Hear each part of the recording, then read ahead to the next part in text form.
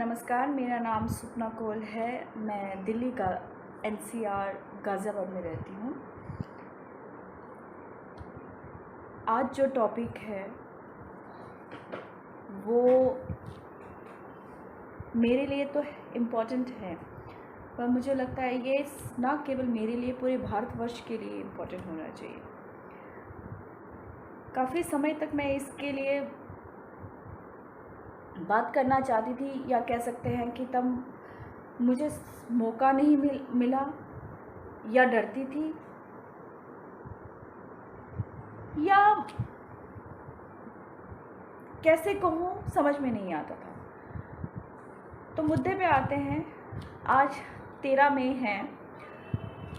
13 मई कुछ खास नहीं है। बस याद दिलाना चाहती हूँ, 13 मई को the Kashmir files Zee cinema पे आ रही है।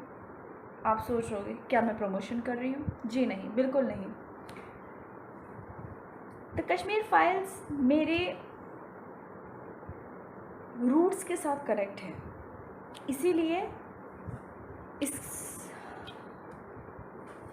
इसीलिए इसके बारे में बात करना मेरे लिए बहुत ज़रूरी है। मैं जानती हूँ पूरे, ना केवल भारत में, पूरे विश्व में इस पर बात हो चुकी है, चर्चा हो चुकी है, और आज बहुत हद तक कश्मीरी पंडित्स को लोग जान चुके हैं, जो कि पहले ऐसा नहीं था। आज 13 मई है। आज Z5 पे कश्मीर फाइल्स आ रही है। मेरा एक रिक्वेस्ट था आप लोगों से कि आप लोग वो मूवी देखें। जिनको ये नहीं पता है कि कश्मीर में कश्मीरी पंडित्स के साथ क्या हुआ है, आप बोलोगे मैं बार बार कश्मीरी पंडित्स के लिए कह रही हूँ, क्योंकि अगर मैंने पहले ही स्टार्टिंग में अपना नाम आपके सामने बताया कि मेरा नाम सुपना कौल है। कौल, जी हाँ, मैं कश्मीरी पंडित हूँ। और जो इसमें एक एक दृश्य दिखाया गया है वो बिल्कुल ही एज इट इज़ है। बेशक उसमें कैरेक्टर्स अलग थे, पर ये पूरा ही वैसा ही है। अगर मैं बात करती हूँ कि ये जो मूवी थी, क्या वो आपको दिल दहलाने वाली नहीं लगी? इसमें जब फर्स्ट दिन इसका शो होना था तो मैं और मेरे हस्बैंड गए। मैं चाहती थी मेरा बच्चा भी जाए, लेकिन वहाँ पर एज रखा गया था कि 10 मतलब 18 साल शायद नीचे बच्चे ये मूवी नहीं देख सकते थे। तो मैं अपने बेटे को लेके नहीं गई, पर चाहती ज़रूर थी कि मैं अपने बेटे को ये मूवी दिखाऊं। मूवी बोलने में मेरे ज़ुबान थोड़ी सी लड़खड़ा रही है, क्योंकि आप लोगों के लिए शायद ये मूवी हो, लेकिन मेरे लिए वो हकीकत है। क्यों और कैसे? जब ये 19 जनवरी 1990 को जब ये सब हुआ और रातों रात हमें कश्मीर से जम्मू आना पड़ा, तब मैं इतनी बड़ी नहीं थी। मैं एक छोटी सी बच्ची थी, और आज वो छोटी बच्ची किसी की पत्नी, किसी की बहू और माँ बन चुकी है। इतना समय व्यतीत हो गया है, 32 साल से ऊपर हो गया है, पर आज तक वो जस्टिस नहीं मिल पाया है। आज एक और रीज़न है मेरी इस बात करने का, वो ये है कि आज जब मेरे हस्बैंड ने मुझे बताया कि कल एक फिर कश्मीरी पंडित को मारा गया, 2 मिनट के लिए तो रूह कांप गई। क्या फिर से? लेकिन दूसरे पल मैंने खुद को बोला, कौन सी नई बात है, अब तो आदत सी हो गई है, हमारे लिए भी, आपके लिए भी और उनके लिए भी। जहाँ हमें लगता है कि नहीं, हमारे जो पैर लड़खड़ा रहे थे वो थोड़े संभलने लग गए, शायद इस सरकार ने हमें वापसी जाने का एक रास्ता दिखा रही है, तभी कुछ ना कुछ ऐसा हो जाता है जहाँ हमारा एक कदम पीछे हो जाते हैं। मैं ये नहीं कहती, बस एक उम्मीद बन गई थी कि इस सरकार ने कहीं ना कहीं हमें भरोसा, एक यकीन दिलाया है कि हम वापस जाएंगे। अभी जो मैं थोड़ी सी मुस्कुरा रही हूँ, कुछ कह रही हूँ, वो इसीलिए क्योंकि इससे पहले भी मैंने ये वीडियो बनाया था और मेरी गलती से वो डिलीट हो गया। क्योंकि जब आप पहली बार कुछ बोलते हो तो आपके इमोशंस वो सब जागते हैं। पर देखिए, उसका भी एक था कि ये ऐसा नहीं जाने चाहिए।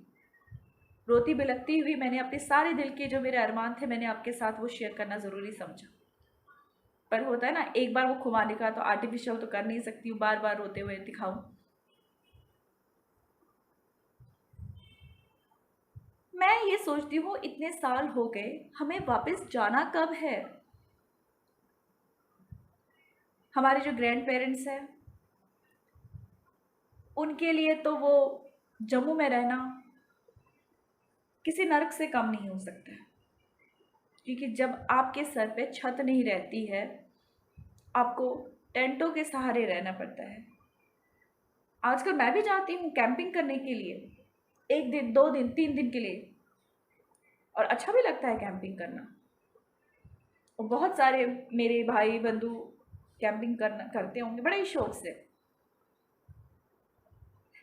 तो कहते तुम कैसे कर लेती हो? तो हंस के मैं मुस्कुरा के जवाब देती हूँ, ये कैंपिंग तो आपके लिए होगी, हमने तो यहाँ इसमें जीवन व्यतीत किया है।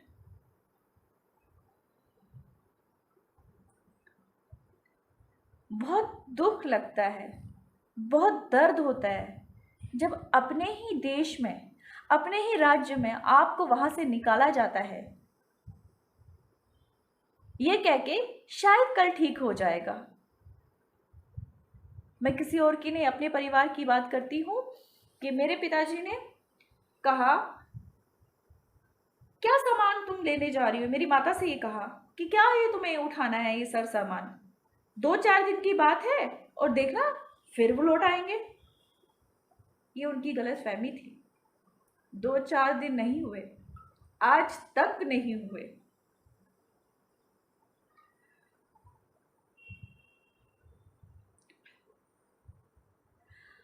वो कहते हैं, वहां के लोग कहते हैं हमने थोड़ी निकाला उनको। किन्होंने निकाला हमको? हम खुद जाना चाहते थे। आपसे पूछती हूँ, क्या आप जिसके सर पे छत है, क्या वो अपने छत को छोड़ के कहीं आसमान के नीचे रहना पसंद करेगा? अपने बच्चों के समेत, जो छोटे छोटे बच्चे होंगे, बूढ़े माँ बाप उनको लेकर, क्या ऐसा ऐसा आप सोच सकते हैं? और वो कहते हैं खुद चले गए थे।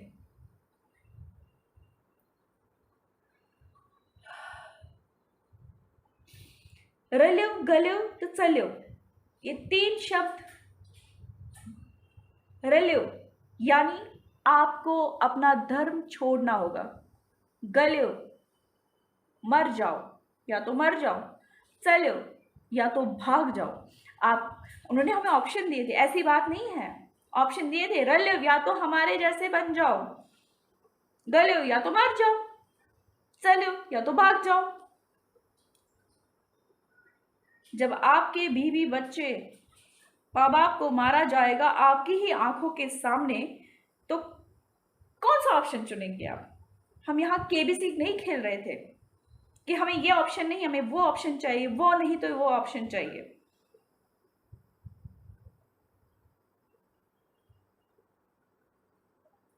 मैं बहुत छोटी थी, मैं आज भी कह रही, मेरे पास उतने शब्द नहीं है जितने दिल में मेरी वो ज्वाला है। मेरे पास शब्द नहीं है, शायद मेरे पास वो तरीका भी नहीं है अपनी बात करने का, क्योंकि मैंने कहीं पर इतनी बड़ी बातें नहीं की है, मैंने कोई इस लेवल की स्पीच नहीं बोली है, लेकिन मेरे अंदर दर्द है। वो दर्द जो बचपन से मैंने दबाया है। अगर जिसके पास नहीं होता है वो समझता है कि हमारी तो किस्मत ही ऐसी थी, कोई बात नहीं, हम तो पले ही ऐसे थे, हम तो रहे ही ऐसे थे, उनकी तो भगवान ने वैसा ही उनको, हम तो अच्छे खासे घर के रहने वाले, हमें तो रास्ते पे ला के रख दिया।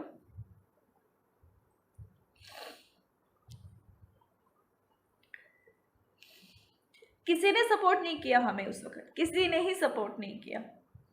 हाँ, कुछ एनजीओज आते थे, ये भी इनकार नहीं करती हूँ।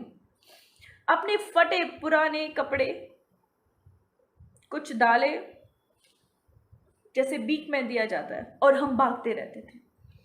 मुझे वो आज भी मंजर याद आता है, रूह कांपती है कि किस तरह से हमने वो किया था।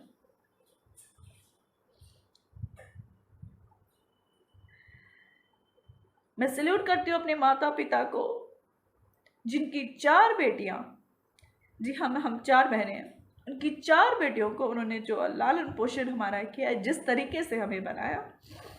पर हमारे पिताजी ने कभी हमें ये नहीं सिखाया, सिर्फ ये कहा पढ़ो, पढ़ोगे तो सब जिंदगी आपकी आसान रहेगी। ये नहीं सिखाया कि हथियार कैसे उठाए जाते हैं, पत्थर कैसे मारे जाते हैं। वो कहते हैं हम लोग जॉबलेस हैं, इसीलिए हमें ये करना पड़ता है। अरे क्या यही एक तरीका है आप लोगों के लिए? क्या यही सिखाया गया आपके? माफ कीजिएगा, हमारे माता पिता ने हमें ये संस्कार नहीं दिए। ये मेरे माता पिता ने, हमारी पूरी पंडित कौम को किसी भी माता और पिता ने ये नहीं सीख दी है कि हाँ हमें हाथ पे एक चीज उठाने की जरूर कहा है माँ बाप ने, और वो कहा है कलम। अपने कलम से दूसरे को आप हरा सकते हो, ना कि कोई भी हथियार उठा के।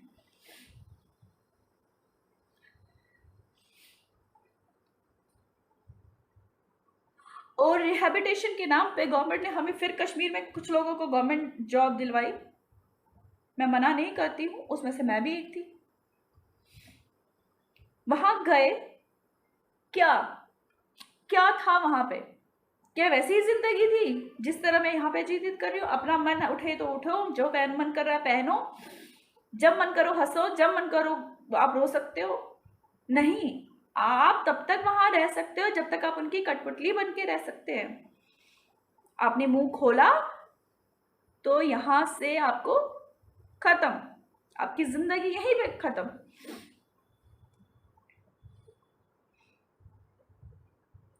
छोटा सा वाक्य बताऊंगी। 7 महीने मेरा बेटा मेरे पेट में था, 7वां महीना मुझे लगा था। वहाँ के लोकल ट्रांसपोर्ट में मैं चढ़ रही थी, मुझे स्कूल जाना था। एक्चुअली मैं टीचर जॉब में थी, मुझे स्कूल जाना था। वहाँ 1 घंटे में एक बस या मेट्रो आता था, हम सोचते थे वो छूट ना जाए, उस चक्कर में हम पकड़ने की कोशिश करते हो। और आपको पता है इस अवस्था में आपको बहुत ध्यान रखना पड़ता है। जैसे कैसे करके मैं उस पर चढ़ गई और बहुत अच्छे सज्जन व्यक्ति ने मुझे जगह भी दी, वो भी वहाँ के लोग थे, वो भी नकार नहीं रही हूँ मैं। और मैं बैठी भी वहाँ पे, हाथ में पर्स था, एक हाथ में टिफिन और कुछ बुक्स थी। और जो अवस्था थी आपको पता ही है, उस हालत में इंसान थक जाता है ये सब उठा के। और पीछे से मुझे एक व्यक्ति ऐसे कर रहे हैं और कह रहे हैं सर पे दुपट्टा रखो। और हमारे यहाँ पे ये नहीं होता है। क्यों भाई? क्यों हम आपकी सुने? हम क्या पहने क्या नहीं पहने? हिंदू धर्म में भी बहुत जगह सर पे पर्दा रखा, पल्लू रखा जाता है, वो उनकी मर्जी है, उनके परिवार की मर्जी है, उस बिटिया की मर्जी है, उस बहू की मर्जी है, वो रखना चाहे या नहीं रखना चाहिए। आप कौन होते हो मुझे ये बोलने वाले कि सर पे पर ये दुपट्टा रखो या ना रखो? अब मानो ये शायद बोलने में बहुत आसान सी बात होती है, जब पूरा आपका वहाँ जो लोग होते हैं आपकी तरह जिस निगाहों से आपको देखते हैं, अंदर से ऐसा लगता है कि क्या कर दिया मैंने ऐसा, क्या किया मैंने ऐसा। सिर्फ एक दुपट्टा नहीं रखा, उसकी वजह से मुझे पूरे उस बस में मुझे इस तरह देखा गया जैसे मैंने किसी का कत्ल कर दिया। बहुत सारे वाक्य हुए, मैं क्या ही बताऊं। वो तो ये मैं अपनी बता रही हूँ, छोटी छोटी। और मैं वहां सेफ नहीं फील करती हूँ, इसीलिए मैंने वहां से छोड़ दिया। और बहुत सारे कहते हैं गवर्नमेंट जॉब मिली थी, क्यों छोड़ दिया? क्यों छोड़ दिया? इस डर की वजह से, इस डर की वजह से छोड़ दिया। क्या चाहते थे कि मैं मर जाऊं वहां पे? फिर आप कहोगे कैंडल मार्च निकाल के, अब इसने तो शहादत दे दी, शहीद हो गई अपने। नहीं गुजरना, अगर ऐसे मौत मरनी है, इससे अच्छा इंडियन आर्मी ज्वाइन करूं। मैं अपने बेटे को भी यही बोलती हूँ कि अगर मन है, अगर आपके खून में इतना उबाल आ रहा है कुछ करने का है, तो करो इंडियन आर्मी ज्वाइन। हालांकि वो भी 10 साल का है। इतना खून उबलता है, कुछ करो, वहां पे मरो ना जहां मरना चाहिए। एक दूसरे को मार के अपने आप को सोचते हैं कि बहुत बड़ा काम किया हमने। इसमें द कश्मीर फाइल्स में जो भी दिखाया है बिल्कुल सच है। मैं उन डायरेक्टर को थैंक यू तो नहीं बोलूंगी, क्योंकि शब्द कम पड़ जाएगा ना। वो जो उन्होंने किया वो अतुल्य है, कंपैरिजन ही नहीं कर सकते कि जो उन्होंने किया। और ये एक इतना सा था, अगर उसमें मूवी बनाए तो वो पूरी रात भर भी चलेगी, कई दिन चलेगी। हर किसी का नहीं उठा सकते, क्योंकि उसकी भी एक लिमिट होती है, उसका भी एक दायरा होता है। आतंकवादियों का कोई, कहते ना, मजहब नहीं होती है, कोई जाति नहीं होती है। ये बात तो मुझे पता है, और मैंने यही बात अपने बेटे को भी समझाई है। एक बात तो मेरे दिमाग में भी खुलती है, अगर वो वहां से आए थे तो आपने पनाह क्यों दी? पनाह क्यों दी उनको? हम मर रहे थे, आप लोग भी मरे। मैं ये नहीं कह रही हूं अपने लोग नहीं मरे, आप लोग भी मरे, पर बुलाया भी आप ही नहीं था। अंदर की खबर सारी रखते हुए भी फिर भी आपने ही आप उनको बुलाया। और आज हमें टूरिस्ट के नाम से बुलाते हो। आ जाया करो बीच में देखने, घूमने, 4-5 दिन के लिए आ जाया करोगे। अपने ही घर में हमें घूमने के लिए जाना है।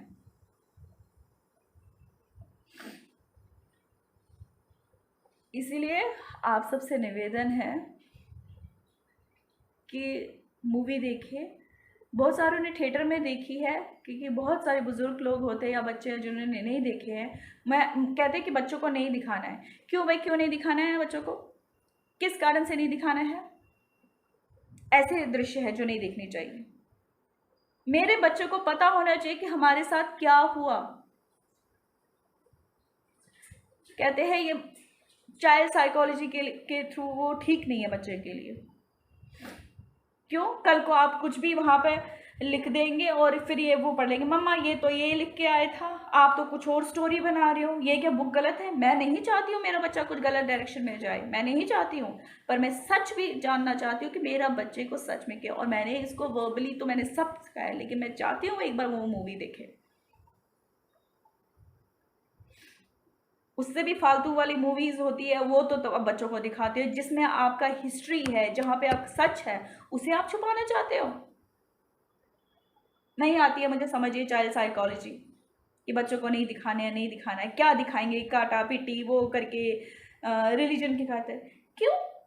आपको इतना दम नहीं है? आप अपने बच्चों को ये नहीं समझा सकते हैं कि कुछ लोग ऐसे होते हैं, सब नहीं। हमारी सोसाइटी में बहुत सारे ऐसे लोग हैं जो दिवाली भी, होली भी, रिपब्लिक डे भी, इंडिपेंडेंस डे भी हमसे ज़्यादा सेलिब्रेट करते हैं। और मुझे वो नज़र आता है, वो भी नज़र आता है। पर वो भी नज़र आता है जो आपने करके दिखाया हम लोगों को, जो आपने हमें सड़क पे फेंका। आज हम इस लायक हो गए, हमारे माता पिता ने हमें इतने संस्कार दिए कि आज हम इस लायक हो गए हैं कि हमारे सर पे छत है और 10 लोगों को खाना खिला सकते हैं। आपने क्या सिखाया अपने बच्चों को? पत्थरबाजी, बंदूक चलाना, किस तरह मासूम का कत्ल किया जाता है, ये सिखाया आपने?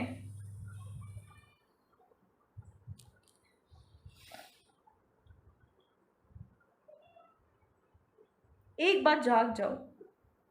मुझे नहीं पता मेरी ये बात आपको समझ आ रही है कि नहीं आ रही, पर हाँ, मेरे दिल को बहुत सुकून पहुंच रहा है। ऐसा लग रहा है जो कई साल तक मेरे दिल में दफन था, बंद था, वो मैं बात आप तक पहुंचा रही हूँ। मैं बहुत बड़ी यूट्यूबर तो नहीं हूँ, छोटा मोटा व्लॉग्स करती हूँ, शुरू किया, पर मैंने कहा मैं आज कल परसों क्यों सोचूं इस बारे में। ये तो मेरा मुद्दा नहीं, हमारी पूरी कौम का मुद्दा है, पूरे हिंदू का मुद्दा है। क्यों, कब कब हमें इंसाफ मिलेगा? जब मेरा बेटा कहता है स्कूल की छुट्टियों में उसके क्लासमेट्स अपने अपने गांव जा रहे हैं, मैं किस गांव में जाऊं? मैं किस गांव में जाऊं? इस वक्त मैं दिल्ली एनसीआर में गाजियाबाद में रह रही हूँ। जब यहाँ पे बोलते हैं आप कहाँ से हो, मैं कश्मीर से हूँ। अच्छा, कश्मीर से हैं आप, तो आपके यहाँ पे सेब लगे हैं, वो लगे हैं। तो मैं इतनी हैरान और परेशान हो जाती हूँ ये सब सुन के। मैं कहती हूँ आपको ये नहीं पता हमें वहाँ से किस तरह धकेला गया है, और हमारी और मान लीजिए मेरी बात कि पता ही नहीं था किसी को यहाँ पे। मैं, मेरे आसपास जितने भी मेरे फ्रेंड्स हैं, मेरे सोसाइटी में जितने भी लोग हैं, मुझे उनको एक्सप्लेन करना पड़ता है एक एक बंदे को। क्यों ये क्यों नहीं पढ़ाया गया, ये इस पे क्यों नहीं बात उठाई गई? क्या हम लोग इंसान नहीं थे? रूह कांपती है जब समझ में आता है कि हमारे माँ बाप ने हमें किस तरह से पाला होगा। जब हाथ में पैसे नहीं होते हैं ना, जिंदगी बहुत कठिन हो जाती है, बहुत कठिन होती है। पर उस कठिन टाइम के वक्त भी हमारे माँ बाप ने हमें पढ़ाया, लिखाया, काबिल बनाया, इस काबिल बनाया कि आज मैं आपसे बात कर सकती हूँ।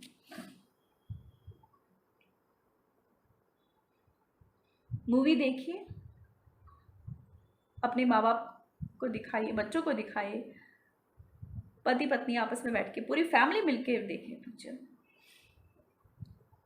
और चर्चा कीजिए इस बात पे, सपोर्ट कीजिए, सपोर्ट कीजिए।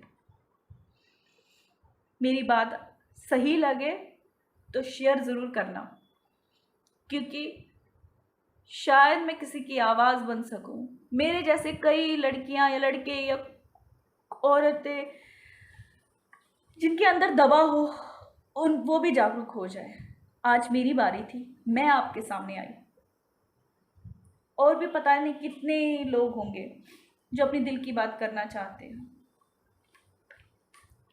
अगर मेरे किसी भी शब्द से, मेरी किसी बात से किसी के मन को ठेस पहुंचे हो तो मैं उसके लिए माफ़ी चाहती हूँ।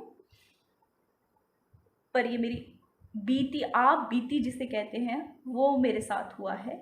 और मैं, अगर आपको लगे तो मैं किसी दिन आपको बताऊंगी कि उसके बाद हमने ज़िंदगी कैसे की, छोटे से लेके बड़े तक।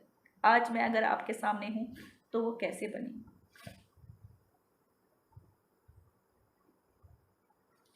तब तक के लिए मुझे इजाज़त दो। सही लगे तो शेयर ज़रूर करना। जय हिंद, जय भारत, जय कश्मीर।